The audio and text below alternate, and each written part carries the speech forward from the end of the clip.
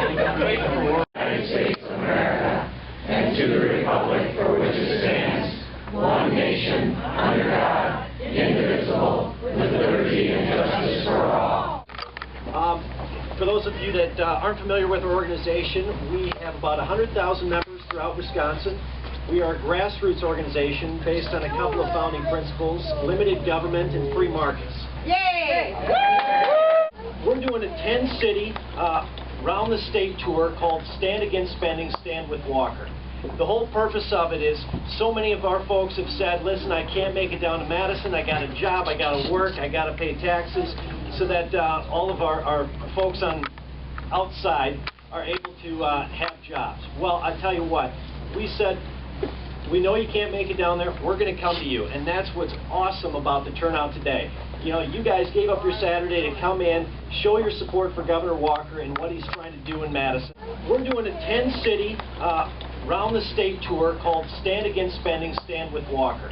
The whole purpose of it is, so many of our folks have said, listen, I can't make it down to Madison, I got a job, I got to work, I got to pay taxes, so that all of our folks on outside are able to have jobs. Well, I tell you what, we said, we know you can't make it down there, we're going to come to you, and that's what's awesome about the turnout today. You know, you guys gave up your Saturday to come in, show your support for Governor Walker and what he's trying to do in Madison.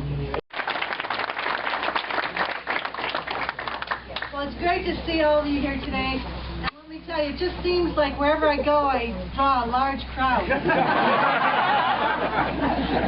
But this is not about any of individuals. This is not about me as your state senator.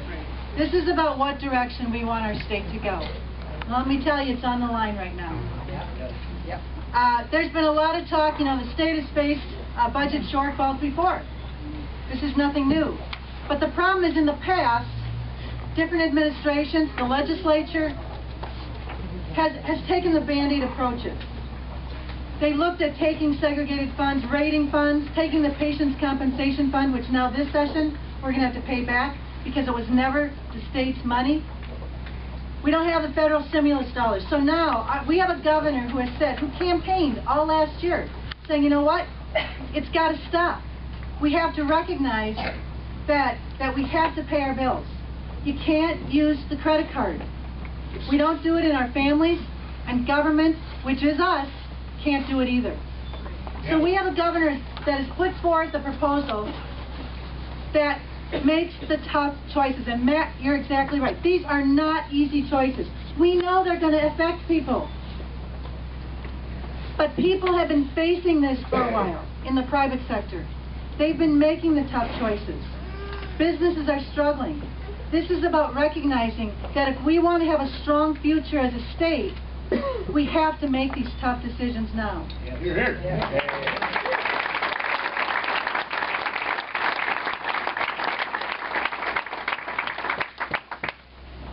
I've never in my time seen as much public input.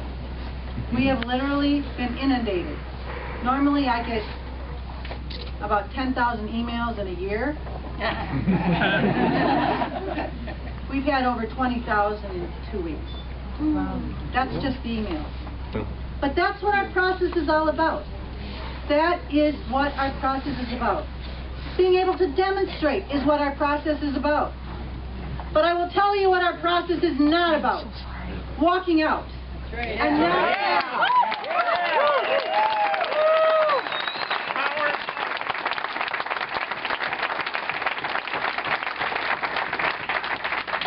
I have served in the minority.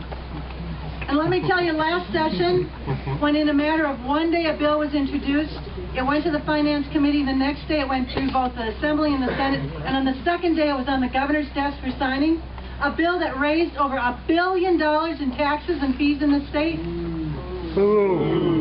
I voted against that bill, but I was there. I was there representing this district. Thank you. Thank you. Yeah. Thank you, Sheila. That is what the democratic process is all about. The voters decide who represents them. They elect the majority, and whoever is in the majority has the responsibility to govern.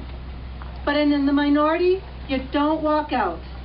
Because what we are saying, that is eating at the core of our democratic process. And that is an assault on the voters' rights when the minority is allowed to dictate the agenda of the legislature. We cannot allow that to stand. Un-American.